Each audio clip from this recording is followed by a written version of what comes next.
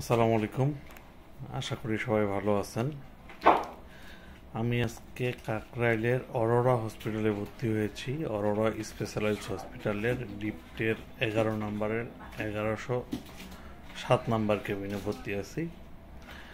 আমার আজকে 12টার দিকে একটা ওটি হওয়ার কথা আছে।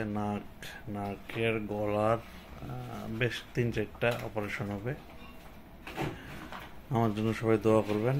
আমি আগামী কয়েকদিন আমাকে ফোনে পাওয়া যাবে না, ফোন আমার ওয়াইফের কাছে থাকবে। সবাই একটু দোয়া করবেন কষ্ট করে আমার জন্য, যেন দ্রুত সুস্থ হয়ে উঠি। 3-4 দিন হয়তো বা হসপিটালে ভর্তি থাকতে হতে পারে।